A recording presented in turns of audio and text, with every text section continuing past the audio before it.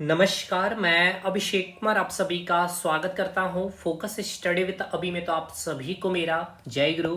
तो चलिए भाई, इंडियन पॉलिटी में हम लोग बीपीएससी और जेपीएससी बैच में भाग 5 ही अभी कंटिन्यू कर रहे हैं, ठीक है ना। ऑलमोस्ट हमने भाग 5 में 4 क्लास प्रेसिडेंट पे मैंने पूरा लिया है, फिर एक क्लास उपराष्ट्रपति में, और उसके बाद एक क्लास आपके प्रधानमंत्री और काउंसिल ऑफ मिनिस्टर, मतलब अभी तक टोटल 6 क्लास हो गए हैं।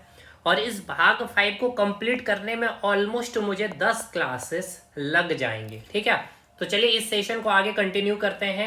ये वीडियो आपके यूट्यूब के प्लेटफॉर्म पर भी जाएगा और एप्लीकेशन पे भी जाएगा, ताकि स्टूडेंट्स और भी जुड़ सके हमारे साथ। क्या कंटेंट मिल रहा है, कैसा कंटेंट मिल रहा है। तो चलिए आगे सेशन को स्टार्ट करते हैं। देखिए भाई, हमने कहाँ तक चीज़ों को ख़त्म किया है, और इसको मैं आज जो भी बचा हुआ सेशन है उसको मैं स्टार्ट करने से पहले बेस बना देता हूँ आपका। देखिए, आप सभी को पता है जब बात होती है, अच्छा इससे पहले भी, अगर लोकतांत्रिक, जिस भी देश में लोकतांत्रिक व्यवस्था है, ठीक है, जहां भी लोकतांत्रिक व्यवस्था है उसके 4 स्तंभ होते हैं। कितने स्तंभ होते हैं? 4 स्तंभ होते हैं, ठीक है। 4 स्तंभ में कौन कौन से, सबसे पहले ध्यान रखिएगा, ठीक है। देखिए, तो पहला अगर मैं आपको बोलूं तो क्या होगा, एक है आपका कार्यपालिका, ठीक है, दूसरा है आपकी विधायिका, और तीसरी है आपकी न्यायपालिका, ठीक है। तीसरा क्या हो गया आपका? न्यायपालिका। कार्यपालिका यानी इंग्लिश में क्या कहेंगे? एग्जीक्यूटिव। विधायिका यानी कि लेजिस्लेचर हो गया आपका, और न्यायपालिका इट मीन्स जुडिशियरी। और फोर्थ जो आपका होता है वो क्या है? आपका मीडिया, ठीक है। क्या है आपका? मीडिया। यानी लोकतांत्रिक व्यवस्था जिस भी देश में है वहां पे 4 स्तंभ, इसकी बातें हम लोग करते हैं। जैसे बोला जाता है ना भाई, जो चौथा पिलर, चौथा जो स्तंभ है वो क्या है? आपका मीडिया। तो पहला क्या हो गया आपका? कार्यपालिका। कार्यपालिका यानी एग्जीक्यूटिव की मतलब क्या है? इसका काम क्या है? कानून जो भी बनाया गया है उसको लागू करवाना, ठीक है। तो कानून को जो लागू करवाएगा, कौन करवाएगा भाई? तो ये हम लोगों ने कंप्लीट कर लिया है कार्यपालिका को। यानी कि हमने ये जान लिया है कि कार्यपालिका किससे मिलकर के बनी हुई है। वाइस प्रेसिडेंट, उससे पहले आपका प्रेसिडेंट, उसके बाद काउंसिल ऑफ मिनिस्टर, और इसके हेड कौन होते हैं? Prime minister. एक होता है आपका अटॉर्नी जनरल यानी कि महान्यायवादी, आर्टिकल 76। ये अभी बचा हुआ, ठीक है। इसको करेंगे आराम से, एकदम सिस्टमेटिक वे में चलते रहिएगा, ठीक है। यानी कि कानून लागू करने का कार्य किसके पास है? कार्यपालिका के पास है। सेकंड जो स्तंभ है आपकी विधायिका यानी कि लेजिस्लेचर, इसका काम क्या है? तो समझिए, देखिए यही आज हम लोगों को स्टडी करना है। तो यही स्टडी करना, तो इसको मैं आपको क्लियर करता हूं। देखिए, जब भी किसी देश में शासन करना है, ठीक है, अगर आपको शासन करना है या आपको रूल करना है, आपको रूलिंग करनी है, तो आपके पास क्या होना चाहिए भाई? कानून होना चाहिए। तो कानून को बनाने के लिए क्या होनी चाहिए? कोई एक बॉडी होनी चाहिए। उस बॉडी को ही क्या कहा जाता है? आपका लेजिस्लेचर यानी कि विधायिका, ठीक है ना। नाम में ही छुपा है विधायिका यानी कि विधि यानी कि कानून। तो कानून बनाने का काम किसके पास होता है? लेजिस्लेचर के पास यानी कि विधायिका के पास। तो इसका काम क्या है? कानून का फॉर्मेशन करना यानी कि कानून बनाना। अब ये विधायिका के अंदर, या फिर विधायिका किससे मिलकर के बना होता है, या फिर विधायिका के कितने अंग है? यही विधायिका को आप किस नाम से जानते हैं? संसद भी कहते हैं, यानी कि पार्लियामेंट। ये आपका आर्टिकल 79 में मेंशन है। और ये जो संसद या फिर ये जो विधायिका कह रहे हैं, आर्टिकल 79 में क्या लिखा हुआ है कि ये जो पार्लियामेंट है या संसद है या फिर जो विधायिका है वो किससे मिलकर के बनी होगी? प्रेसिडेंट से, और 2 हाउस यानी कि 2 सदन है। यानी एक को हम कहेंगे लोकसभा और एक को कहेंगे हम लोग राज्यसभा। यानी कि यानी कि जो विधायिका है, यानी जो विधायिका है उसके कितने अंग है? 3 अंग है। एक है प्रेसिडेंट, एक है आपका लोकसभा, और एक है आपका राज्यसभा। यानी 2 हाउसेस हो गए और एक आपका प्रेसिडेंट।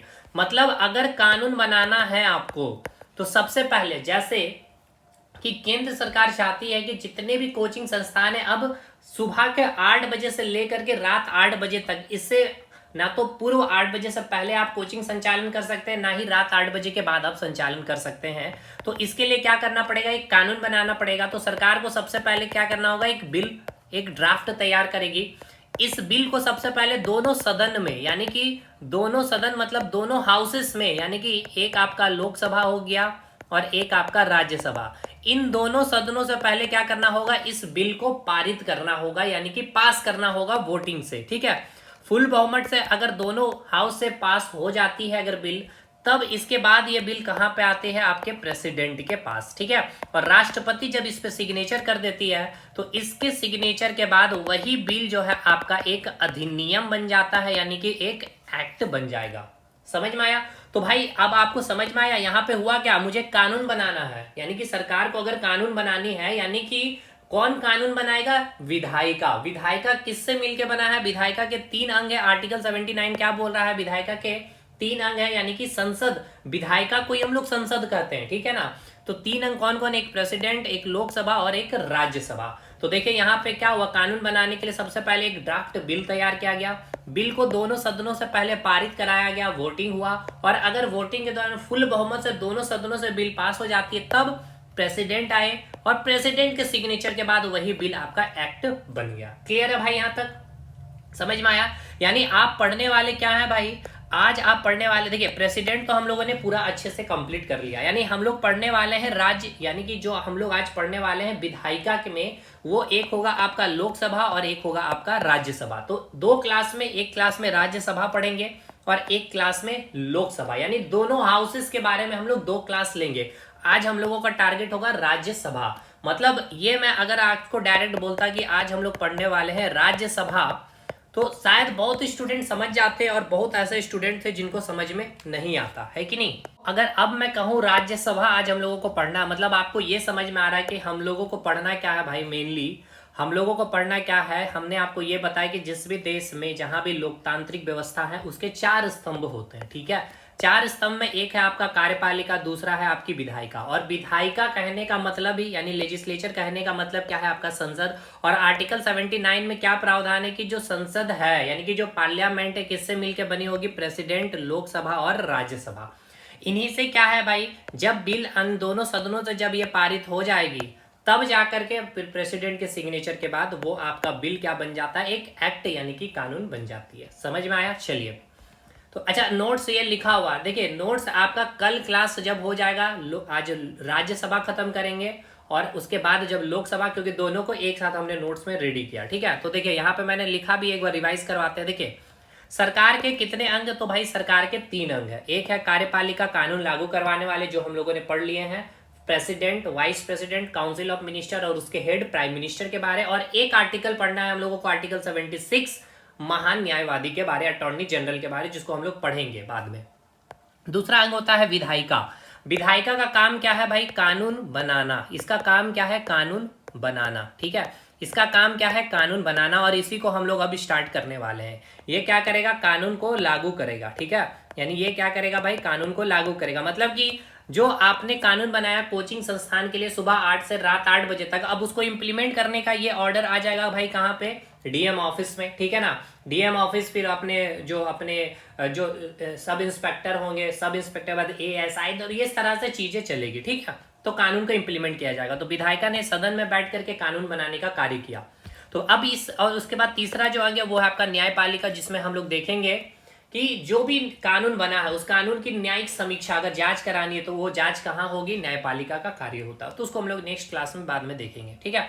तो चलिए बात कर लेते हैं विधायिका की, ठीक। तो विधायिका कहने का मतलब क्या है, उसी को हम लोग क्या कहते हैं, संसद। और आर्टिकल 79 में क्या प्रावधान है, जो संसद है किससे मिलकर के बना होगा, आर्टिकल 79 में क्या प्रावधान है, जो आपका संसद है वो आपका प्रेसिडेंट, राज्यसभा और लोकसभा से मिलकर के बनी होगी। ठीक है मेरे भाई, यहां तक समझ में आया?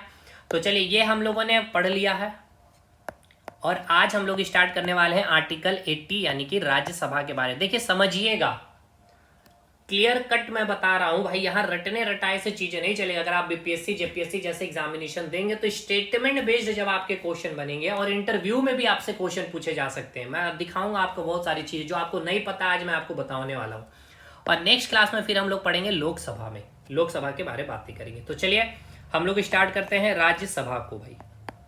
तो टॉपिक लिख लेते हैं राज्यसभा। किस आर्टिकल में राज्यसभा के बारे में प्रावधान है, तो आर्टिकल 80 में, ठीक है। अच्छा चलिए थोड़ा सा हम इसको और डिटेल करते हैं। देखिएगा, देखिए जो अभी आपने देखा, 2 सदन आपने देखा, एक है आपका लोकसभा और एक है आपका राज्यसभा, ठीक। तो देखिए इसके जो सदस्य होंगे, इसके जो सदस्य होंगे और इसके जो सदस्य होंगे, इनको क्या कहा जाता है, तो देखिए इनके जो सदस्य होते हैं उनको सांसद कहा जाता है, यानी कि एमपी कहते हैं, यानी कि मेंबर ऑफ पार्लियामेंट कहते हैं। और लोकसभा के भी जो सदस्य होते हैं उनको भी क्या कहा जाता है, एमपी कहा जाता है, यानी कि उनको भी क्या कहा जाता है, सांसद कहा जाता है। लेकिन डिफरेंस को समझिएगा, देखिए जो लोकसभा में जो सदस्य चुन करके आएंगे और जो राज्यसभा में जो सदस्य चुन करके आएंगे, इनके बीच के डिफरेंस को मैं समझाना चाहता हूं। तो ये जो सदस्य आएंगे, यानी कि ये जो सांसद चुन करके आएंगे, इनको जनता चुन करके भेजती है। तो आपने सुना होगा लोकसभा का चुनाव, तो लोकसभा के चुनाव में क्या होते हैं, जनता चुन करके इस लोकसभा में बैठने के लिए सांसद को चुन करके भेजते हैं। समझ में आया, यानी कि यहाँ पे जनता क्या है, डायरेक्टली पार्टिसिपेट करते हैं लोकसभा के सदस्य को चुनने में। लेकिन जो राज्यसभा का जो सदस्य है, यानी राज्यसभा का जो सांसद है, उसमें डायरेक्टली जनता का इन्वॉल्वमेंट नहीं होता। अब देखिए कैसे, जो राज्यसभा है, यानी कि केंद्र में जो राज्यसभा है, उस राज्यसभा के जो सदस्य का जो चुनाव होगा, उसको चुनाव में कौन भागीदारी लेते हैं, विधायक, यानी राज्य के जो विधायक हैं, यानी राज्य के जो विधायक हैं वो चुनाव में पार्टिसिपेट लेते हैं और वो चुन करके भेजते हैं राज्यसभा के सदस्य को। तो भाई एक बात बताइए, इस राज्य के विधायक को कौन चुनता है, तो हम और आप। भाई आपने सुना होगा ना, अभी जैसे बिहार में आपने सुना है, आपको पता है कि बिहार में क्या विधानसभा का चुनाव होने वाला है। तो बिहार में विधानसभा का चुनाव, यानी आप एमएलए, जिसको आप क्या नाम देते हैं, एमएलए कहते हैं, मेंबर ऑफ लेजिस्लेटिव असेंबली, है ना भाई। तो इस विधायक को चुनने का काम कौन कर रहा है, जनता, यानी इनडायरेक्टली, यानी हम लोग डायरेक्टली पार्टिसिपेट नहीं करते इसके चुनाव में, इसके चुनाव प्रक्रिया में, इनडायरेक्टली यानी अप्रत्यक्ष रूप से, ठीक है ना, अप्रत्यक्ष रूप से हम लोगों की भागीदारी, क्योंकि इसको अगर ये भागीदारी ले रहा चुनाव में, तो भाई इसको चुन करके आप ना भेज रहे हैं कि हाँ भाई मेरे अकॉर्डिंग जनता मान रही है कि ये विधायक समझदार है, हमारे राज्य के लिए, हमारे क्षेत्र के लिए विकास का कार्य करेगा, ये आपने, तो भाई ये कोई भी निर्णय लेगा, यानी कि जनता ने चुन करके इनको भेजा कि ये समझदार है, ये जो भी निर्णय लेंगे हमारे हित के लिए, तो ये विधायक चुन करके भेज रहे हैं इस सदस्य को, यानी कि इनडायरेक्टली हमारा इन्वॉल्वमेंट है, जनता का इन्वॉल्वमेंट है, ठीक है। तो देखिए मैंने ये बताया, दो चीजें मैंने बताई कि राज्यसभा और जो लोकसभा, इन दोनों के सदस्य को हम लोग किस नाम से जानते हैं, सांसद कहते हैं। क्या नाम से जानते हैं, सांसद कहते हैं, यानी कि एमपी कहते हैं। लेकिन इसके बीच का डिफरेंस ये है कि इनके सदस्य को चुनने में जनता की डायरेक्टली क्या होती है, भागीदारी होती है, लेकिन राज्यसभा के सदस्य को चुनने में जनता की अप्रत्यक्ष रूप से भागीदारी होती है। इसमें हर राज्य के विधायक क्या होते हैं, वोटर होते हैं, यानी कि वोट देते हैं कि किसको राज्यसभा का सदस्य चुनना है। समझ में आया, क्लियर है भाई यहाँ पे, यानी यहाँ पे लोकसभा का सदस्य जनता के द्वारा डायरेक्ट चुने जाते हैं, ठीक है, जनता के द्वारा क्या भाई डायरेक्ट चुने जा रहे हैं। लेकिन राज्यसभा के सदस्य में जनता की डायरेक्टली इन्वॉल्वमेंट नहीं होते। कौन भागीदारी लेते हैं, राज्य के विधायक लेते हैं। अभी हम आपको बताएंगे वो निर्वाचन प्रक्रिया वगैरह वगैरह सब कुछ बताएंगे, ठीक है। यहाँ तक चीजें क्लियर है, चलिए भाई। तो चलिए अब हम लोग पढ़ते हैं, राज्यसभा को स्टार्ट करते हैं। थोड़ा बहुत तो समझ में आ ही गया होगा आपको, एकदम मैंने बेसिक से स्टार्ट किया है। राज्यसभा यानी आर्टिकल 80 में आपका प्रावधान किया गया प्रोविजन है राज्यसभा के बारे में। तो राज्यसभा में कुल जो सदस्य चुने जाएंगे उसके सीटों की संख्या कितनी है, तो देखिए कुल जो सीटों की संख्या है, मैं लिख दे रहा हूं, कुल सीटों की संख्या कितनी है, कुल सीटों की संख्या कितनी है, 250 है। कुल सीटों की संख्या कितनी है, 250 है।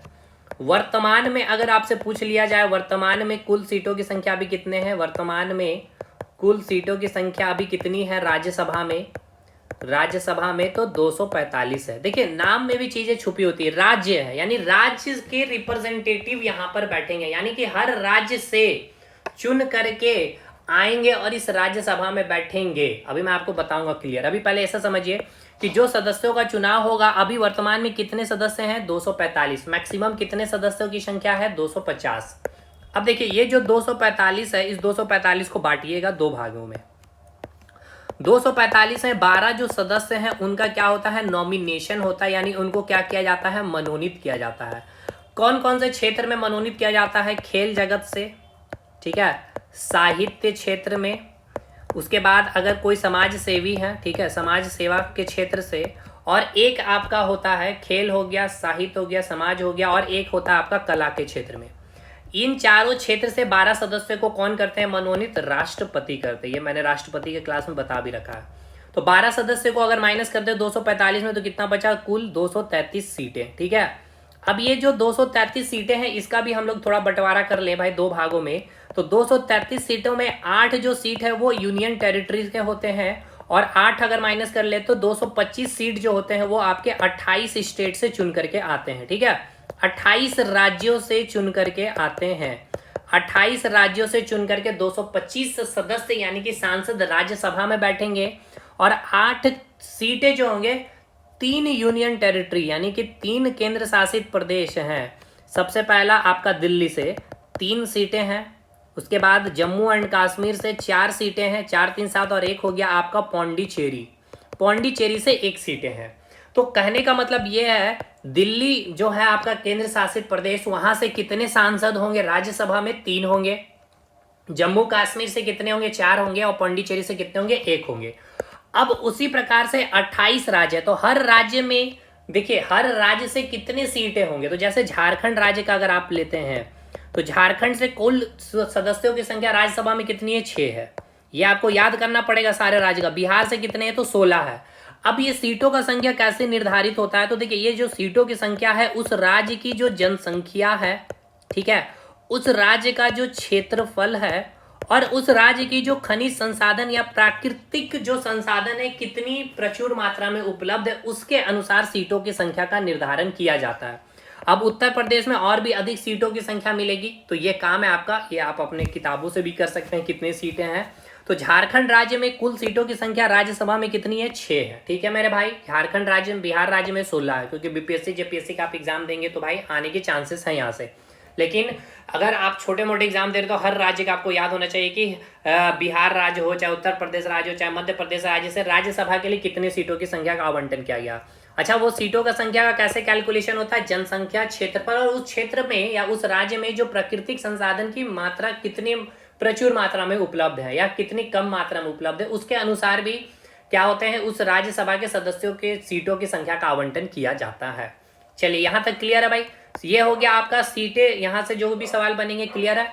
अब आ जाइए थोड़ा सा अमेरिका में भी अगर देख लिया जाए, ठीक है ना, थोड़ा सा यूएसए से भी हम लोग कंपैरिजन करते चलेंगे, क्योंकि पीसीएस वगैरह में यहाँ से क्वेश्चन बन जाता है, इंटरव्यू में भी आपसे पूछा जा सकता है। देखिए जब बात होगी अमेरिका में, तो अमेरिका में भी आपको राज्यसभा की व्यवस्था पाई जाती है। ठीक है, अमेरिका में भी क्या है, राज्यसभा की व्यवस्था पाई जाती है। लेकिन इसके बीच का डिफरेंस आपसे पूछा जा सकता है, जो अमेरिका है और जो इंडिया है, इंडिया में भी क्या है, राज्यसभा की व्यवस्था, इसके बीच का डिफरेंस क्या, इन दोनों में यानी इन दोनों देशों में क्या डिफरेंस है। तो देखिए डिफरेंस पहले समझिएगा। देखिए यूएसए और इधर हो गया आपका इंडिया, ठीक है ना। तो देखिए यूएसए में क्या प्रावधान है, यूएसए में ये प्रावधान है, पहला पॉइंट देखिए, 2 बेसिक डिफरेंस है, वही आपको मुझे समझाना है।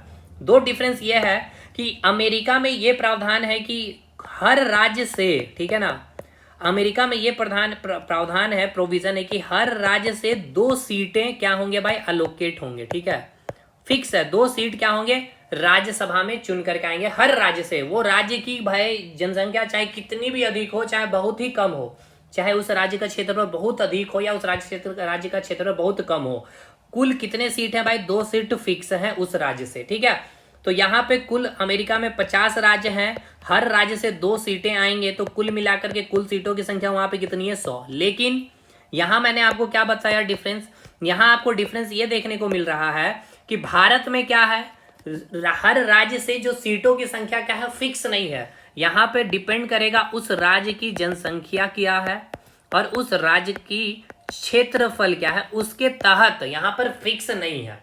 क्लियर है, यहाँ पर क्या है, 2 सीटें फिक्स है, हर राज्य से 2 सीटें फिक्स है यूएसए में। लेकिन भारत में जो राज्यसभा में कुल सीटों की संख्या हर राज्य से कितने होंगे ये फिक्स नहीं है, ये डिपेंड करेगा उस राज्य की जनसंख्या और क्षेत्रफल के ऊपर। यहाँ पे भले उस राज्य से 2 सीटें आप ले रहे हैं, उस राज्य की जनसंख्या बहुत कम है, 1 सांसद से ही काम हो जाएगा, लेकिन वहां पे वैसी बातें नहीं है, वहां पे 2 सीटें रखी ही जाएगी। दूसरा डिफरेंस चलिए देख लेते साहब।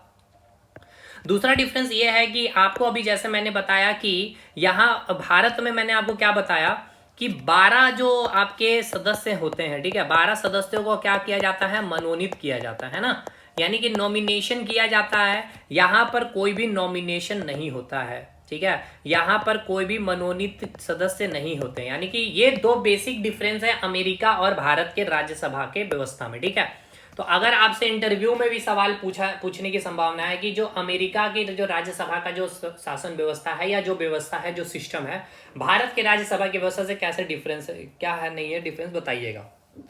तो पहला तो ये बताएंगे भाई कि हर हमारे जो भारत में जो राज्यसभा में जो हर राज्य से जो सीटों का जो संख्या का आवंटन होती है वो डिपेंड करती है उस राज्य की जनसंख्या और क्षेत्रफल कितनी है। लेकिन अमेरिका में अगर देखा जाए तो वहां पे फिक्स है, हर राज्य से 2 सीटें फिक्स है, 2 सीटें अलोकेशन किया जाता है। और दूसरा डिफरेंस ये है कि हमारे भारत में क्या है, राज्यसभा में 12 सदस्यों का मनोनीत किया जाता है, नॉमिनेशन होता है, खेल क्षेत्र से, साहित्य क्षेत्र से, कला क्षेत्र से और समाज सेवा क्षेत्र से अगर कोई है तो राष्ट्रपति इनको मनोनीत करते हैं। लेकिन अमेरिका में ऐसा कोई भी मनोनीत या नॉमिनेशन प्रोसेस नहीं किया जाता है। ठीक है, अब एक इंपॉर्टेंट पॉइंट यहाँ याद रखिएगा, अच्छा खासा पॉइंट याद आ गया मुझे। जैसे कि आपने सुना होगा कि लोकसभा में जब लोकसभा का चुनाव होता है, ठीक है, लोकसभा का जब चुनाव होता है तो आप सुनते होंगे कि इतने 12 सदस्य SC ST समुदाय के लिए क्या है, रिजर्व है। लेकिन याद रखिएगा राज्यसभा के केस में, ठीक है ना, राज्यसभा में किसी भी समुदाय के लिए, राज्यसभा में किसी भी समुदाय यानी कोई भी समुदाय SC ST OBC किसी भी समुदाय के लिए सीटों का आरक्षण नहीं है, सीटों का क्या है, रिजर्वेशन नहीं होता है। ठीक है, सीटों का आरक्षण नहीं है, राज्यसभा में किसी भी समुदाय के लिए सीटों का आरक्षण नहीं होता है।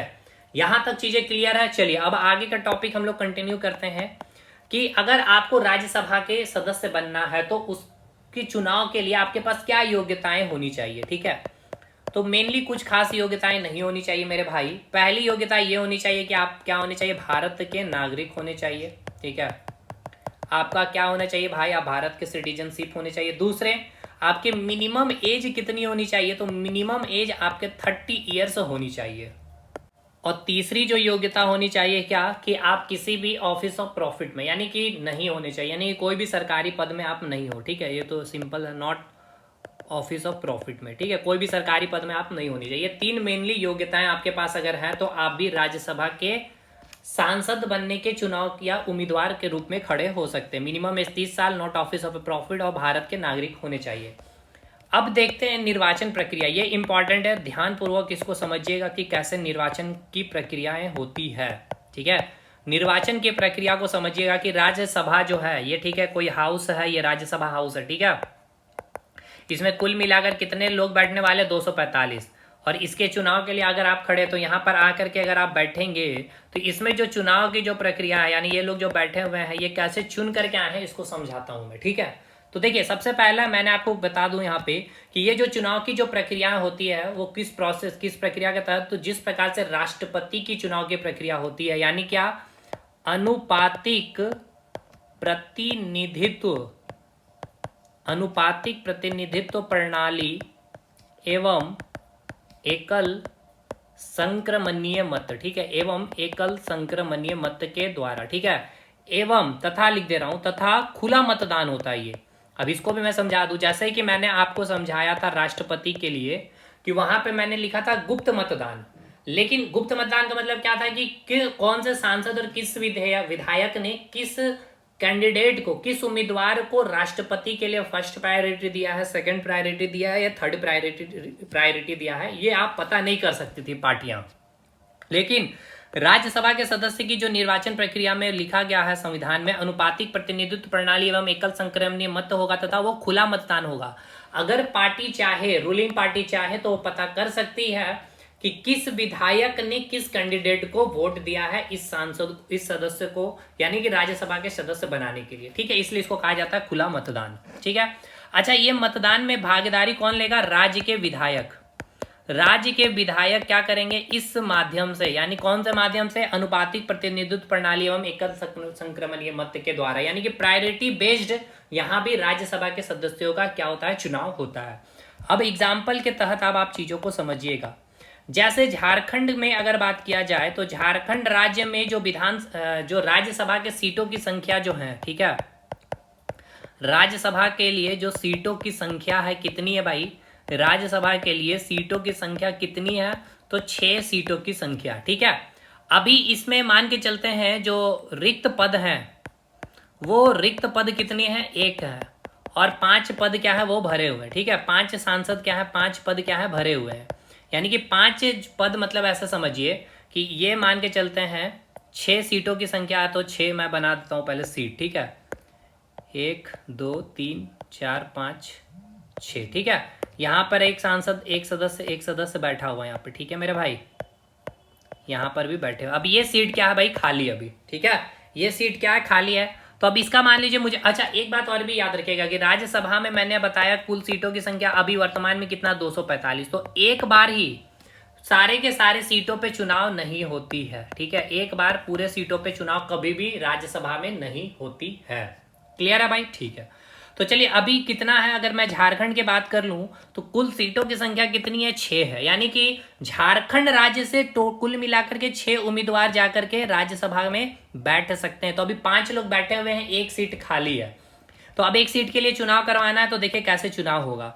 राज्यसभा के सदस्य की सीटों की संख्या 6 है, रिक्त पद कितने, 1 है। तो देखिए फॉर्मूला क्या होता है इसका फॉर्मूला होता है कुल वैध मत, समझिएगा, कुल वैध मत। अब ये कुल वैध मत मतलब क्या है, इसका मतलब क्या है, यानी इसका मतलब ये है कि जो वोटर हैं, तो भाई आप बताइए, पहले झारखंड राज्य में की बात कर रहे हैं, तो झारखंड राज्य में कुल विधायक कितने हैं, 81 है। कुल सीटें कितनी है भाई, 81 है। यानी 81 विधायक क्या करेंगे भाई, पार्टिसिपेट करेंगे, ठीक है।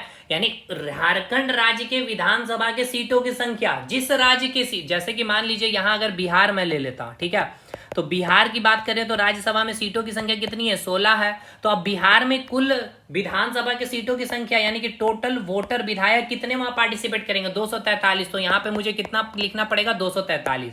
तो जिस राज्य के लिए चुनाव हो रहा उस राज्य का आपको लेना पड़ेगा, ठीक है। चलिए तो अभी मैं आपको झारखंड का एक एग्जाम्पल देकर के समझा रहा हूं।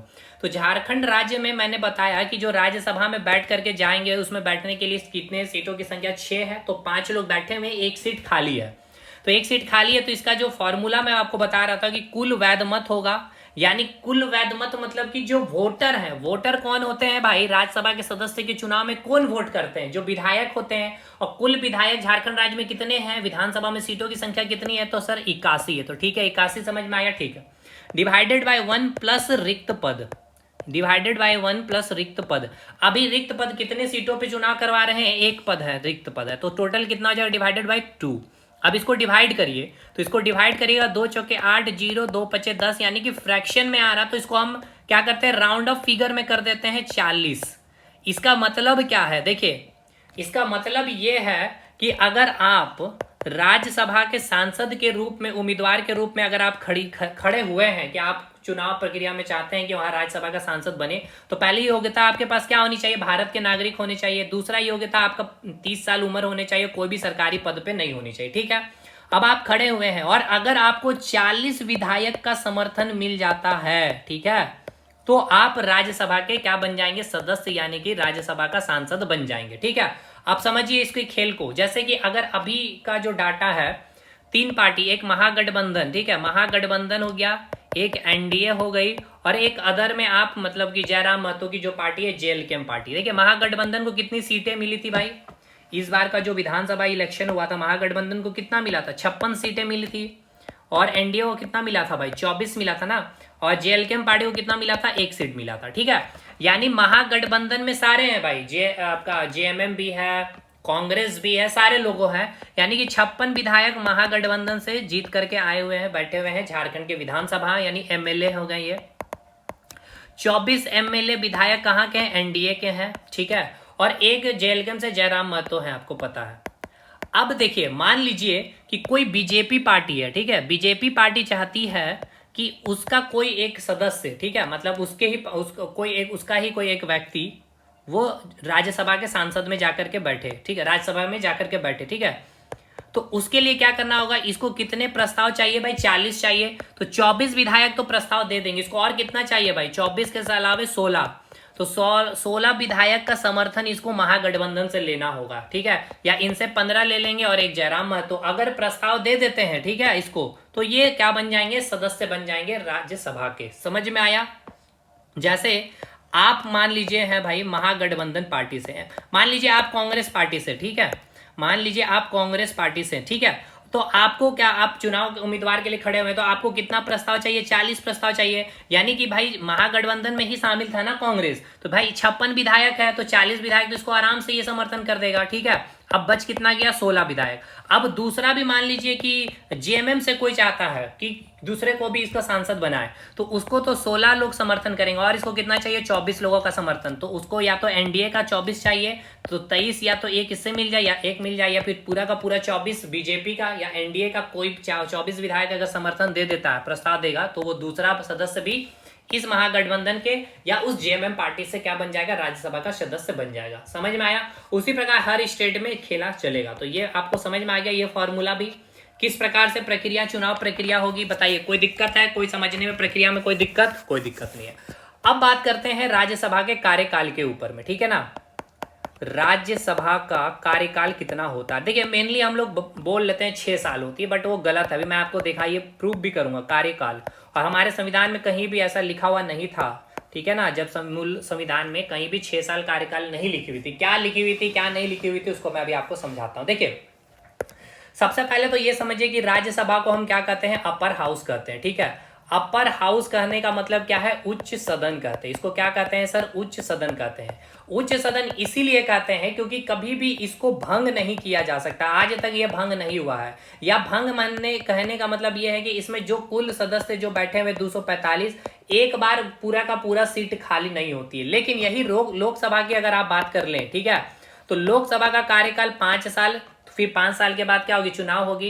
यानी कि 5 साल या 5 साल से पहले भी भंग हो सकती है। जैसे कि मान लीजिए कि आप प्रधानमंत्री ही भाई इस्तीफा दे दे, तो भाई फिर से फिर इलेक्शन किया जाएगा, या फिर अविश्वास प्रस्ताव लाया जाए। अविश्वास प्रस्ताव मैंने कल समझाया था, यानी कि ये प्रूव हो जाए, ये सिद्ध कर दिया जाए लोकसभा में कि आपके पास अब बहुमत नहीं रहा, तो इस केस में भी क्या है? लोकसभा भंग हो सकती है। तो इसका क्या है? टेन्योर 5 वर्ष या 5 वर्ष से पूर्व भी लोकसभा क्या हो सकती है? भंग हो सकती है। इसलिए इसको कहा जाता है निम्न सदन। समझ में आ रहा ना? यानी इसको भंग किया जा सकता है, इसलिए हम इसको निम्न कह रहे हैं, यानी कि छोटा कर रहे हैं। लेकिन राज्यसभा को उच्च सदन इसीलिए कह रहे हैं क्योंकि इसको हम भंग नहीं कर सकते हैं। समझिए मेरे भाई, इसको भंग नहीं किया जा सकता है। क्यों नहीं किया जा सकता? अब इसको अच्छा अब ये भी समझ लीजिए। इसमें मैंने ये बताया कि इसमें कुल 245 अभी प्रेजेंट में है, तो एक बार में सारे के सारे सदस्य खाली नहीं होंगे, सीटें खाली नहीं होती है। ठीक है, अब ये सीटें कैसे खाली होती है? तो देखिएगा, सीटें जो खाली होती है प्रत्येक साल, ठीक है ना, प्रत्येक साल 1/3 सीट खाली होती है। प्रत्येक साल कितनी होती है? 1/3 सीट खाली होती है। अब एक एग्जाम्पल के माध्यम से समझिएगा। मान लीजिए कि राज्यसभा में कुल सीटों की संख्या जो है, ठीक है, राज्यसभा में कुल जो सीटें हैं वो 99 है। ठीक है, ठीक, राज्यसभा में कुल सीटों की संख्या कितनी है? 99। यानी कि 99 सांसद बन सकते हैं, 99 एमपी बन सकते हैं, 99 सदस्यों का चुनाव हो सकता है। ठीक है मेरे भाई, अब यहाँ पे जो सीटें खाली होगी, कैसे खाली होगी? प्रत्येक 2 साल में। ठीक है, एक बार में सारी सीटें खाली नहीं होगी, प्रत्येक 2 साल में, बार बार मैं बोल रहा हूं, प्रत्येक 2 साल में इसका 1/3 करिएगा तो कितना हो जाएगा? 33 सदस्य क्या होंगे भाई? रिटायर्ड होंगे। ठीक है, और फिर 33 सदस्य को क्या किया जाएगा? नया सदस्य को चुन करके भेज दिया जाएगा। यानी कि अब देखिएगा क्या हो गया, जो 99 सदस्य यहाँ पे आप देख रहे हैं, इस 99 में 33 माइनस कर लेंगे, इनका क्या हो गया? रिटायरमेंट हो गया। तो रिटायरमेंट होने के बाद अब कितने बचे हैं? 66, और 33 क्या हो जाएंगे? नए रिक्रूटमेंट हो जाएंगे, चुनाव कर लिया जाएगा उनका। देखिए अभी कितना हुआ? 33 का लोगों का चुनाव हुआ है। सीटें कितनी थी? 99। इसलिए मैंने कहा कि सारे के सारे सीटों में एक बार कभी भी चुनाव नहीं होता, या पूरी सीटें एक बार में खाली नहीं होती। खाली कितनी हुई? देखिए 1/3 ही सीट खाली हुई। ठीक है, उसके अगले 2 साल के बाद फिर से क्या होगा? 1/3 सीट खाली होगी, यानी इसका 66 कर लेंगे तो बेटा कितना खाली हो जाएगा? 33 खाली हो जाएगा। 33 चला जाएगा ना यहाँ से, तो बचा कितना? 33, और ये पहले से 33 है। ठीक है, और ये जो 33 जाएगा, इसके लिए फिर से 33 का क्या हो जाएगा? चुनाव कर लिया जाएगा। ठीक, अब उसके अगले 2 साल में ये जो 33 बचा है उसका क्या हो जाएगा भाई? रिटायरमेंट हो जाएगा। तो उसके जगह में ये दो, अभी जो 33 है, ये जो 33 है, और फिर 33 जो ये जा रहा है उसके जगह में 33 होगा, फिर चुनाव किया जाएगा। ठीक है, तो ये प्रक्रिया चलती चलती जाती है, ये साइकिल चलते जाती है, इसलिए हम इसको कह देते हैं 6 साल। ठीक है ना, राज्यसभा का कार्यकाल 6 साल, क्योंकि ये जो 99 सदस्य थे जो स्टार्टिंग में, ये कैसे रिटायर्ड हुए? ये देखिए 2 साल के बाद ये 33 लोग गए। ठीक है, उसके अगले 2 साल बाद ये 33 गए, और उसके अगले 2 साल के बाद फिर ये 33 गए, तो 2 2 4 2 6 साल हो जाता है। इसलिए हम लोग कहते हैं कार्यकाल 6 साल होता है। लेकिन अब इसको मैं आपको प्रूव करता हूं कि 6 साल नहीं है। कैसे? तो अब देखिए, आपको पता है 1952 में, ठीक है, राज्यसभा का गठन किया गया था भाई। राज्यसभा का क्या किया गया था? राज्यसभा का गठन किया गया था, है ना। तो राज्यसभा में मान लीजिए गठन किया गया, तो मैं वही एग्जांपल ले रहा हूं कि कुल सीटों की संख्या कितनी है? 99 सीटें हैं भाई। यानी 99 लोगों को इसका सांसद बना दिया गया है। 99 सीटें क्या है भाई? सदस्य हैं, ठीक है, सदस्य यानी कि सांसद बन चुके हैं। अगर 1952 में इसका गठन किया गया है तो 99 सीटें अगर रखी गई है, अभी जैसे 250 है और अभी वर्तमान में 245 है। मैं एक एग्जांपल देके समझाना चाह रहा हूं कि देखिए, राज्यसभा का गठन कब किया गया था? 1952 में किया गया था। इसमें कुल सीटों की संख्या कितनी है? मान के चलिए, एग्जाम्पल के तहत मैं यहाँ लिख दे रहा हूँ, ये एग्जाम्पल लिया हूँ, ठीक है, 99 सीटें हैं। तो इसका मतलब 1954 में क्या होना चाहिए?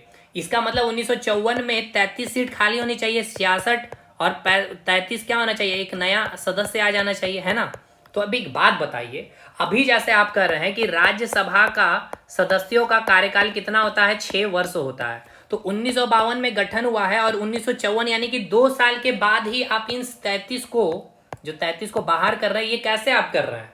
हाँ, या फिर अगर अगले फिर 2 साल के बाद 1956 में यहां से जो 66 में से 33 और चला जाएगा बाहर, तो ये 33 कितना दिन रहा? कितने साल रहा? 1952 से लेकर 56, 4 साल ही रहा। लेकिन आप तो कह रहे हैं 6 वर्ष। बताइए कैसे हुआ 6 वर्ष? 6 वर्ष बोलना बिल्कुल सही नहीं है। हम उसको अभी समझाएंगे 6 वर्ष कैसे कहा गया। देखिए अब हुआ क्या था, अब इसको मैं समझाता हूं। देखिए हुआ क्या, अब इसको समझिएगा ध्यानपूर्वक से। देखिए हुआ क्या, अब इसको मैं आपको समझाता हूं। देखिए, राज्यसभा पहली बार जो गठित की गई 1952 में की गई, ठीक है। ये क्या है? एक अस्थाई सदन है। अस्थाई सदन क्या क्यों है भाई? क्योंकि ये कभी भी भंग नहीं हो सकता, ठीक है। ये कभी भी भंग नहीं हो सकता, मतलब एक बार पूरी की पूरी सीटें खाली नहीं हो सकती है, ठीक है। ये कभी भी विघटित नहीं हो सकता। हर प्रत्येक 2 साल में 1/3 सदस्य क्या होते हैं? सेवानिवृत्त यानी कि रिटायरमेंट ली जाती है, ठीक। तो अब समझिएगा क्या हुआ था, क्या नहीं हुआ था। तो अब ये तो प्रॉब्लम, जो जब संविधान हमारा रेडी हो रहा है तो ये उनको पता है कि जैसे 1952 में गठन किया जाएगा राज्यसभा का, और अगर 6 वर्ष टेन्योर रखा जाएगा तो अगले 1954 में हम कैसे भाई, कैसे उनको रिटायरमेंट कराएंगे? उनका 6 साल जब तक नहीं होगा, 1952 के बाद 6 साल रिटायरमेंट कब होगा? 1958 में होगा। और ये 99 की 99 सीटें फिर एक ही बार में खाली हो जाएगी, है ना। तो फिर ये प्रोसेस कैसे चलेगी? 1/3 वाला जो कंसेप्ट है ये कैसे चलेगा? तो देखिए इसके लिए क्या प्रस्ताव लाया गया, इसके लिए एक अधिनियम बनाया गया, ठीक है। इसके लिए क्या कहा गया? संविधान में राज्यसभा के सदस्यों का कार्यकाल निर्धारित नहीं किया गया। यानी कि यहाँ पे देखिए, जो संविधान है ना, संविधान में राज्यसभा का जो सदस्य होगा, ठीक है, उसका कार्यकाल क्या है भाई? निर्धारित नहीं किया गया है। क्या किया गया है? तो इसमें क्या है, इसमें निर्णय लेने के लिए संसद के ऊपर छोड़ दिया गया है। यानी कि जो राज्यसभा का जो सदस्य होगा वो कब रिटायर करेगा, कब रिटायर नहीं करेगा, इसका अधिकार किसको दे दिया गया है? इसका अधिकार संसद को दे दिया गया, ठीक है, संसद के ऊपर छोड़ दिया गया। अब ये इसीलिए छोड़ा गया क्योंकि ये वाला कंडीशन, ये परेशानी आएगी 1952 में। अगर 99 सदस्य चुन करके आएंगे तो ये 6 साल के बाद 1958 में होंगे भाई। तो अब आप एक ऐसा प्रक्रिया बनाइए जिससे कि 1/3 वाला कंसेप्ट लागू हो सके। इसीलिए यहाँ हमारे संविधान में कहीं भी राज्यसभा के सदस्यों का कार्यकाल निर्धारित नहीं किया गया है।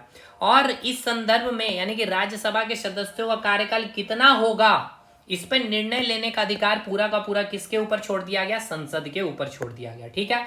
इसीलिए इसको ध्यान में रखते हुए एक अधिनियम बनाया गया, जन प्रतिनिधित्व अधिनियम 1951। कई बार पूछा गया इस अधिनियम के बारे, कब आया था? तो 51 में लाया गया। देखिए 1952 में राज्यसभा का गठन होने से पहले ही कानून बनाया गया 1951, क्योंकि ये परेशानी आएगी इसलिए पहले कानून बना दे भाई, इसका सॉल्यूशन क्या होगी। तो देखिए 1951 में जन प्रतिनिधित्व अधिनियम कानून बनाया गया, ठीक है, संसद के द्वारा कानून बनाया गया। अब ये कानून क्यों बनाया जा रहा है, ये परेशानी आपको समझ में आ रही है? 1952 के बाद 1/3 सदस्य कैसे रिटायरमेंट करेंगे भाई? ये 99 सदस्य का तो 6 साल टेन्योर 1958 में होगा, और 1958 में वो तो सारे के सारे ही रिटायर्ड हो जाएंगे। तो 1/3 कैसे रिमूव होगा? और एक बार ही सारे सदस्य रिटायर्ड हो जाएंगे तो फिर ये अस्थायी सदन रहा ही नहीं भाई, ये तो विघटित हो सकता है। इसीलिए एक कानून बनाया गया, एक अधिनियम लाया गया, जन प्रतिनिधित्व अधिनियम 1951, जिसमें यह निर्धारित किया गया कि राज्यसभा के सदस्यों का कार्यकाल 6 वर्ष हो सकता है। सुनिएगा अब, राज्यसभा के सदस्यों का कार्यकाल, राज्यसभा के सदस्यों का कार्यकाल कितना हो सकता है? इस अधिनियम में कहा जा रहा है कि 6 वर्ष हो सकता है। एक वर्ड ध्यान रखिएगा, हो सकता है, यहाँ पे शब्दों का चयन पे ध्यान रखिएगा।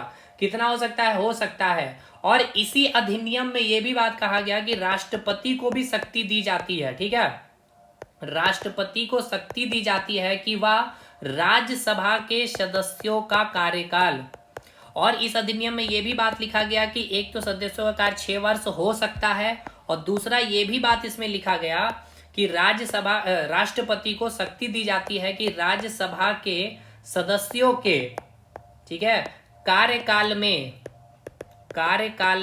कटौती भी कर सकती है, कटौती भी कर सकती है।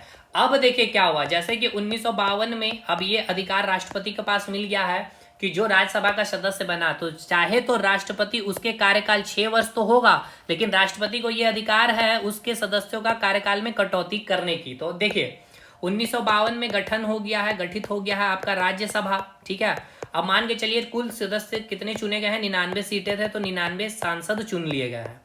अब इसके बाद हमें यह प्रक्रिया लाना है कि 1/3 सदस्य का क्या होना है? रिटायरमेंट होना है। तो क्या किया गया अगले 1954 में और अगला 1956 में क्या किया गया? देखिएगा, राष्ट्रपति को अधिकार मिल गया तो लॉटरी सिस्टम के आधार पर 1954 में लॉटरी सिस्टम के आधार पर 1/3 सदस्य, यानी कि 99 सीट है, अब उस समय जितना भी सीट होगा, ठीक है, तो अभी मैं जस्ट एक एग्जांपल, 99 सीट है तो 1/3 सीट क्या किया गया, यानी कि 33 सदस्यों का लॉटरी सिस्टम से नाम लेकर के उनको रिटायर्ड किया गया। ठीक है, तो 1954 में कितने बचे? 66 बचे हैं, और 33 का क्या कर लिया गया? चुनाव कर लिया गया। ठीक है, उसी प्रकार 1956 में भी फिर से 1/3 सदस्यों का क्या किया गया? लॉटरी सिस्टम से रिटायर्ड कर दिया गया। ये अधिकार किसके पास है? राष्ट्रपति के पास है। वो क्या किया गया? 33 लोगों का नाम लॉटरी के सिस्टम से लिख दिया, जिनका नाम आया राष्ट्रपति के लिख दिए, और उसको क्या कर दिया गया? अगले 56 में रिटायरमेंट, अगले 1954 में रिटायरमेंट। तो ये जो 33 लोग जो रिटायर्ड हुए हैं, ये कितने साल रहे होंगे? याद करिए, मात्र 2 वर्ष ही रहे होंगे सांसद में। और यहाँ पे जो 33 लोग रिटायर्ड हुए कितने वर्ष रहे होंगे? 4 वर्ष। और अगला 1958 में बताइएगा यहाँ पे कितना बचा होगा? 33, और 33 का जो यहाँ पे चुनाव हो गया था, और फिर फर्दर अभी 33 लोग आगे होंगे। तो अब ये 33 जो बचे हैं इनका तो 6 साल पूरा हो गया भाई, तो ये आराम से अब ये 33 हट जाएगा, और वापस ये 33 और ये 33 रह गए सदस्य सांसद, और 33 का फिर से चुनाव, और ये प्रक्रिया फिर आगे कंटिन्यू चलती गई। इसीलिए हम लोग कहते हैं राज्यसभा के सदस्यों का कार्यकाल 6 वर्ष। समझ में आया भाई? ये बहुत इंपॉर्टेंट है, मैं बता रहा हूँ भाई, बहुत चीजें ये इसमें आपको जो मैंने बताया, और मैंने स्टार्टिंग में कहा कि क्लास में कि समझने की कोशिश करिएगा भाई, ये सब नहीं समझाया जाता है आपको। हमने आपको ये बताया कि राज्यसभा का गठन 1952 में हुआ भाई। मान लीजिए उसमें 99 सदस्य थे, 99 सीटें थी, 99 सांसद थे। अब सदस्यों की खाली करने की प्रक्रिया, यानी कि ये भाई एक अस्थायी सदन, इसका विघटन नहीं किया जा सकता, ये भंग नहीं होता, एक साथ पूरी सीटें खाली नहीं होगी। तो भाई अगर इसको 1/3 सदस्यों का रिटायरमेंट सेवानिवृत्त करनी है, तो इसके लिए क्या किया गया? जनप्रतिनिधित्व अधिनियम बनाया गया, और इसमें 2 बातें कही गई कि एक तो राज्यसभा के सदस्यों का कार्य 6 वर्ष हो सकता है, और दूसरा एक अधिकार राष्ट्रपति को दिया गया कि चाहे तो राष्ट्रपति राज्यसभा के सदस्यों के कार्यकाल जो है उसमें कटौती भी कर सकती है। और इसी अधिकार के तहत राष्ट्रपति 1952 के बाद 2 साल में 1954 में क्या किए? 1/3 सदस्यों का लॉटरी सिस्टम। तो याद रखिएगा 1954 में 1/3 सदस्यों को सेवानिवृत्त करने के लिए कौन सी प्रणाली अपनाई गई थी? 1954 में और 1956 में कौन सी प्रणाली? लॉटरी प्रणाली के माध्यम से उनको सेवानिवृत्त किया गया था। ठीक है, कोई दुख दर्द नहीं। चलिए अब आ जाइए भाई, अगला पॉइंट और लास्ट पॉइंट चलेगा अभी ये, राज्यसभा के पीठासीन, ठीक है, पीठासीन अधिकारी, राज्यसभा के पीठासीन अधिकारी। पीठासीन अधिकारी का मतलब ये है कि राज्यसभा का जो भी बैठक होंगे उसको क्या करेंगे भाई? उस बैठक की अध्यक्षता करने वाले कौन है? तो 2 अध्यक्ष होंगे, एक होगा आपका राज्यसभा का सभापति, और दूसरा होगा एक उपसभापति। ठीक है, देखिए सभापति के बारे में मैंने बताया है, जो देश का उपराष्ट्रपति होता है, ठीक है, जो वाइस प्रेसिडेंट होता है, जो उपराष्ट्रपति होता है, वही क्या होता है? राज्यसभा का पदेन सभापति होता है। ठीक है, पदेन सभापति होता है और इसका कार्यकाल कितना होता है, 5 साल के लिए होता है। यानी कि सभापति का कार्यकाल कितना होगा भाई, 5 वर्ष के बाद इसकी रिटायरमेंट हो जाती है। ठीक है, और याद रखिएगा सभापति को अगर पूछ लिया जाए, ठीक है ठीक है ठीक है ठीक है, क्या पूछ लिया जाए, हाँ मैं ये बता रहा था कि राज्यसभा के पीठासीन अधिकारी में मैंने बताया कि पीठासीन अधिकारी का मतलब क्या है कि जो राज्यसभा की जो भी बैठकें होंगी उसकी अध्यक्षता कौन करेंगे, तो एक आपका होगा सभापति और दूसरा होगा उपसभापति। तो पहले समझिए सभापति के बारे में। देखिए सभापति के बारे अगर बात कर लिया जाए तो जो भारत का जो उपराष्ट्रपति होता है वही राज्यसभा का क्या होता है, पदेन सभापति होता है। ठीक है, अब इसके बारे अगर आप देखेंगे तो आर्टिकल 89 में आपका प्रावधान किया गया है। ये सब नोट्स में लिखा हुआ है, इसलिए ये सब इतना इंपॉर्टेंट नहीं, समझाना मेन मकसद है। ठीक है, ये कोई भी सदन का सदस्य नहीं होता है, याद रखिएगा, ना तो लोकसभा का ना ही राज्यसभा का, कोई भी सदन का सदस्य नहीं होता है। इसको शपथ ग्रहण कौन दिलाता है, तो राष्ट्रपति दिलाते हैं।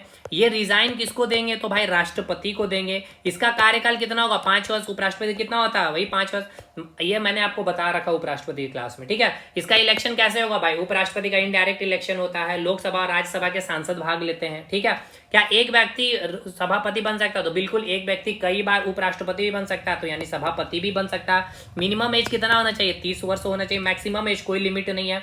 अगर फर्स्ट सभापति फर्स्ट चेयरमैन पूछ लिया जाए तो कौन होगा, जो पहले उपराष्ट्रपति डॉक्टर स्वामी राधाकृष्णन। और प्रेजेंट में आप जाके करंट अफेयर में देख लीजिएगा कि प्रेजेंट में उपराष्ट्रपति कौन है, वही आपके सभापति भी होंगे। ठीक है, अब कुछ ये सब तो मैंने बेसिक चीजें बताई जो आपको किताबों में देखने को मिल जाएंगे। मैंने ये बताया कि जो सभापति होता है वो कौन होता है, जो भारत के उपराष्ट्रपति होते हैं वही राज्यसभा के पदेन सभापति होते हैं। ठीक है, आर्टिकल 89 में प्रावधान है।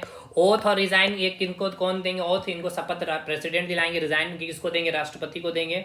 उसके बाद मैंने आपको बताया मिनिमम एज 30 साल होने चाहिए। और इनको सैलरी कहाँ से मिलता है, कंसोलिडेटेड फंड ऑफ इंडिया से मिलते हैं। एक व्यक्ति कई बार सभापति बन सकते हैं। पहला सभापति कौन बना, यानी उपराष्ट्रपति कौन, डॉक्टर स्वामी राधाकृष्णन बने। ठीक है, इनडायरेक्ट इलेक्शन यानी लोकसभा और राज्यसभा के सांसद भाग लेते हैं। उपराष्ट्रपति को बनाने में कौन भाग लेते हैं भाई, मैंने बताया ना उपराष्ट्रपति क्लास में। चलिए ठीक है, अब एक इंपॉर्टेंट पॉइंट इसके बारे में बता देता हूं जो मेनली नहीं बताया जाता आपको। देखिए क्या होगा ये राज्यसभा है। ठीक है, अब राज्यसभा में कोई प्रस्ताव लाया गया, कोई बिल लाया गया। ठीक है, अब इस मान लीजिए कि राज्यसभा में अभी जो सदस्य हैं 100 सदस्य हैं। ठीक है मेरे भाई, अब ये सभापति है, ये सभापति इसका सदस्य नहीं होता, ये मैंने आपको बता दिया आज, अभी भी बताया। ठीक है, और अभी फिर से सुन लीजिए कि जो सभापति होता है वो किसी भी सदन का, ना तो लोकसभा का ना ही राज्यसभा का क्या होता है भाई, सदस्य नहीं होता। ठीक है, मेंबर ऑफ राज्यसभा नहीं होता। राज्यसभा का ये क्या होता है, सदस्य नहीं होता है।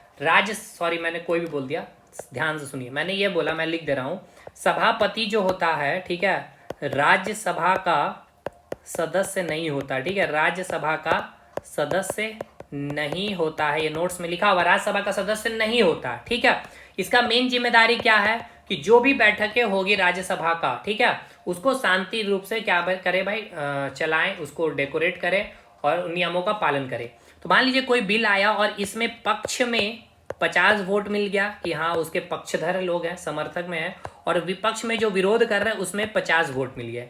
अब यहां पे क्या होगा, जब ऐसा सिचुएशन आ जाए कोई भी प्रस्ताव में, कोई भी बिल में, तब इस केस में सभापति जो राज्यसभा का सदस्य नहीं होता है, इसके बावजूद भी इनको निर्णायक मत देने का अधिकार होता है। यानी कि ये जिस साइड में अगर सिग्नेचर कर दे, साथ दे दे, अगर विरोधी का साथ दे दे तो ये बिल इधर चला जाएगा, अगर पक्षधर का साथ दे दे तो बिल इधर चला जाएगा। ठीक है, तो याद रखिएगा जो सभापति हैं वो राज्यसभा का सदस्य नहीं होता है। ठीक है, इनका काम क्या है, सभापति की जिम्मेदारी होती है कि राज्यसभा शांति रूप से चले। और मैंने ये बताया कि किसी भी बिल पर मत विभाजन हो जाते हैं, पक्षधर की तरफ से 50 वोट, विपक्ष यानी 50-50 जैसी सिचुएशन आ जाती है, तब इस केस में राज्यसभा का जो सभापति होगा उसको ऐसे नॉर्मली वोट देने का इनको अधिकार नहीं होता। जब ऐसा सिचुएशन बन जाए 50-50 केस में, तब निर्णायक मत देने का अधिकार राज्यसभा के सभापति के पास होती है, जो राज्यसभा का सदस्य नहीं होता। इसके बावजूद भी इनको निर्णायक मत देने का अधिकार होता है। ठीक है,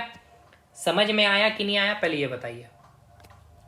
और मैंने यही बताया आपको कि जो उपराष्ट्रपति होते हैं, ठीक है ना, जो उपराष्ट्रपति होते हैं वही क्या होते हैं भाई, राज्यसभा के पदेन सभापति होते हैं। ठीक है, और वो कोई भी राज्यसभा का सदस्य होता भी नहीं है। तो सदन कोई भी सदस्य का मतलब कि राज्यसभा का सदस्य है नहीं, तो वो क्या कर सकता है, किसी में भी वोट देने का अधिकार नहीं होगा। लेकिन जब सिचुएशन क्या हो जाए 50-50 का, तो निर्णायक मत की जब आवश्यकता होगी तो तब वो निर्णायक मत दे सकता है, कौन, सभापति। ठीक है, यहां तक चीजें क्लियर है कि नहीं, पहले ये बताइए। ठीक है भाई, समझ में आ गया। यानी कि सभापति के बारे में मैंने आपको ये सब सारे फैक्ट तो बताए, नॉर्मल फैक्ट है, लेकिन मेनली मैंने यहाँ पे ये बताया कि जो सभापति होते हैं, सभापति मतलब कि जो भारत का उपराष्ट्रपति है वही राज्यसभा के सभापति होते हैं। और इसका कौन सा आर्टिकल में प्रावधान है, आर्टिकल 89 में है। और ये राज्यसभा का सदस्य नहीं होता, इसके बावजूद भी अगर कोई भी प्रस्ताव में अगर 50-50 जैसे सिचुएशन बन जाती है तो उनको निर्णायक मत देने का अधिकार होता है। अब जो दूसरा पीठासीन अधिकारी है वो उपसभापति। तो चलिए उपसभापति के बारे में समझ लीजिए भाई। उपसभापति, उपसभापति का क्या है, क्या कार्य है, इसको भी समझिए। देखिए उपसभापति की अगर बात कर ले अगर आप, यानी इंग्लिश में आप इसको कहते हैं डिप्यूटी चेयरमैन ऑफ राज्यसभा। ठीक है, डिप्यूटी चेयरमैन ऑफ राज्यसभा, ये भी आर्टिकल 89 में ही इनके बारे में लिखा गया है। सबसे पहला पॉइंट तो याद रखिएगा, देखिए ये राज्यसभा का सदस्य होता है। अब इसको समझिए एक बार, राज्यसभा का क्या होता है, ये सदस्य होता है। जैसे कि ये राज्यसभा है, ठीक है भाई, इसमें कुल सीटों की संख्या कितनी है, 245 है। तो 245 कुल सीटों की संख्या, ठीक है, मान के चलिए ये 245 सीट है।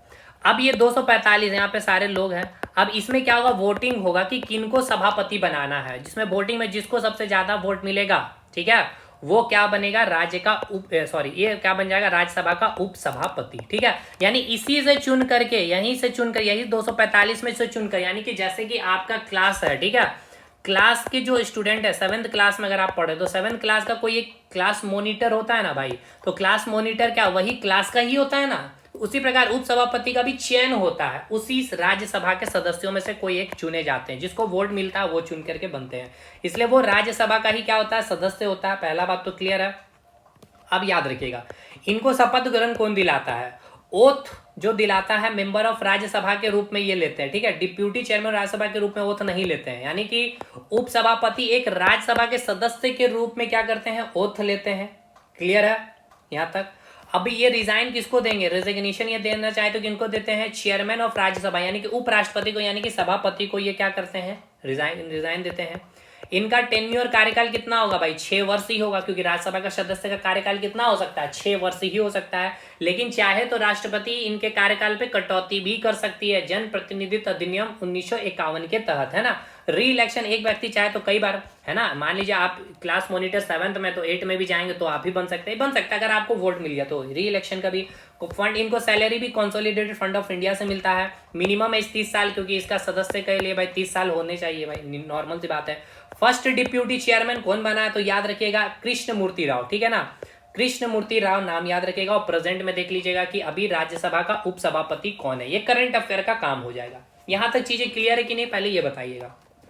अब समझिएगा, ये जो उपसभापति होता है ये क्या होता है, राज्यसभा का सदस्य होता है। अब मान लीजिए इसका काम को समझिएगा कि जैसे मान लीजिए कि सभापति अभी नहीं है, एब्सेंट है, तब इस केस में क्या होगा, जो ये उपसभापति है ना, ये जो उपसभापति है, अब ये एज ए सभापति के रूप में, यानी ये जो उपसभापति है अब ये जो है सभापति के रूप में क्या करेगा, यानी राज्यसभा के अध्यक्ष के रूप में क्या करेगा, कार्यभार संभालेगा। समझ में आया कि नहीं आया, पहले ये बताइए। इसका मतलब ये है कि जो उपसभापति है इसका कार्य क्या है, इसका प्रमुख कार्य क्या है, इसका प्रमुख कार्य यह है कि सभापति की अनुपस्थिति में राज्यसभा का क्या करना, संचालन करना। कि अगर उपसभापति का कार्य पूछ लिया जाए, प्रमुख कार्य क्या है मेरे भाई, उपसभापति का प्रमुख कार्य यह है कि अगर सभापति अनुपस्थित है, ठीक है, अगर सभापति एब्सेंट है तो इसके एब्सेंट में राज्यसभा का संचालन सुचारू रूप से कराने का कार्य इनके पास होता है। और जब ये सभापति बन जाते हैं तो देखिए अभी ये क्या है, राज्यसभा का एक सदस्य होता है, तो इसको निर्णायक मत देने का अधिकार नहीं है। मतलब जो यहां मैंने बताया, सभापति के केस में जब भी कोई बिल आ जाए और ऐसा कंडीशन बन जाएगा, तब इस केस में निर्णायक मत कौन देता है भाई, सभापति। और जब सभापति का पद खाली है यानी एब्सेंट है, तब इस केस में ये जो उपसभापति है वो क्या बन जाएगा, सभापति का कार्यभार संभालेगा। तब इसके पास वो सारे विशेषाधिकार जो सभापति के होते हैं वो मिल जाएंगे इनको, और इनके पास तब होगा निर्णायक मत देने का अधिकार। ठीक है, तब इनके पास क्या होगा, निर्णायक मत देने का अधिकार होगा। क्लियर है, यानी ऐसे तो ये राज्यसभा का एक सदस्य है नॉर्मली, लेकिन जब सभापति का पद खाली है तब ये क्या करेगा, ये सभापति का भार संभालेगा और इसके बाद वो सारे विशेषाधिकार जो सभापति के होंगे, यानी कि निर्णायक मत देने का अधिकार होता है कि कोई भी बिल पे मान लीजिए 50-50 जैसा सिचुएशन बन जाए, जो ये एक सदस्य था जो इस वोटिंग में पार्टिसिपेट कर रहा था, लेकिन अब ये बन चुका है सभापति, तो अब इसके पास क्या है, निर्णायक मत देने का अधिकार है। अब एक बात और याद रखिएगा, जैसे सभापति में मैंने बताया कि मान लीजिए कि जो आपका सभापति है ये, ठीक है, ये क्या कौन है, उपराष्ट्रपति है, और मान लीजिए जो उपराष्ट्रपति है उस पर अगर कोई रिमूवल प्रोसेस चल रही है, यानी कि उनको संविधान का उन्होंने अतिक्रमण किया है या उल्लंघन किया है, तो इनको हटाने के लिए कोई प्रस्ताव पारित किया गया, तब इस केस में जो सभापति का जो भी कार्य होता है वो कार्य नहीं भालेंगे, यानी कि उस समय ये सदन का अध्यक्षता नहीं करेंगे। समझ में आया? मैं ये बोला कि जो सभापति होता है, ठीक है ना, सभापति कौन है भाई, जो उपराष्ट्रपति है, लेकिन उपराष्ट्रपति को मान के चलिए कि हटाने की प्रक्रियाएं चल रही है, अभी प्रस्ताव पारित है, अभी मतलब कि ये प्रोसेस में है कि इन्होंने कोई संविधान का उल्लंघन किया है या अतिक्रमण किया है, इस तरह की कोई भी चीज किए हैं, तब इस केस में सभापति क्या करेगा, उस राज्यसभा का अध्यक्षता नहीं करेगा। कौन करेगा उस समय, उपसभापति करेगा, ना ही ये निर्णायक मत देने का कार्य करेगा, ठीक है ना।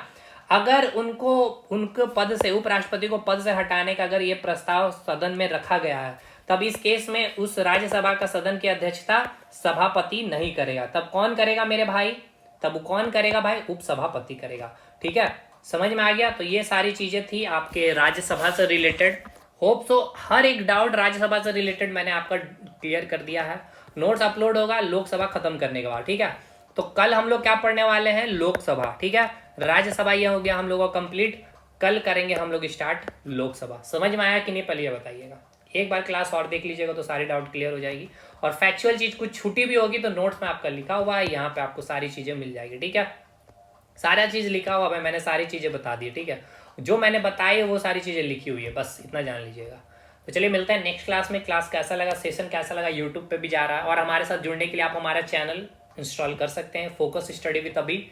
एकदम तरीके से पढ़िए भाई, एकदम बेसिक से लेकर के एकदम अपर लेवल पे जितना भी चीजें बनेगी, मतलब कोई डाउट नहीं होना चाहिए। अब इसमें आपका इंटरव्यू में भी आपके बहुत सारे ऐसे सवाल बन सकते हैं, जैसे मैंने बताया कि मान लीजिए कि उपराष्ट्रपति पे अभी कोई भी संविधान अतिक्रमण से रिलेटेड कोई प्रस्ताव, अभी बिल क्या है भाई, विचाराधीन है, मान लीजिए, ठीक है ना, विचाराधीन है, तब इस केस में जो राज्यसभा का अध्यक्षता कार्यभार कौन संभालेगा, तो उस केस में मैंने अभी आपको क्या बताया, सभापति नहीं संभालेगा, अध्यक्षता नहीं करेगा, कौन करेगा, उपसभापति अध्यक्षता करेगा। और उपसभापति कौन होता है, राज्यसभा का एक सदस्य होता है, लेकिन सभापति राज्यसभा का सदस्य नहीं होता है, लेकिन उसके बावजूद भी उसको निर्णायक मत देने का अधिकार होता है। लेकिन जब सभापति का पद खाली होगा, रिक्त होगा, और उपसभापति जब सभापति के पदभार को संभाल रहा होगा, तो उस उपसभापति के पास वो सारे विशेषाधिकार जो सभापति के होते हैं उनके पास हो जाएंगे, यानी उनके पास भी निर्णायक मत देने का अधिकार होगा, ठीक है।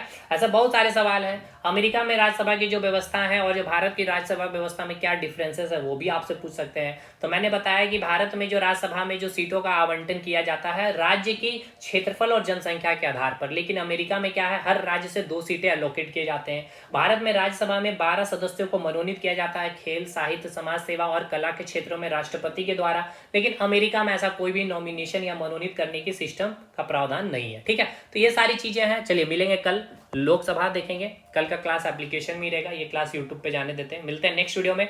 अब लोकसभा खत्म है, यानी कि भाई देखिए कल जैसे ये खत्म हो जाएगा, यानी कि सरकार का ये पार्ट हमने खत्म किया है, ये भी खत्म हो जाएगा।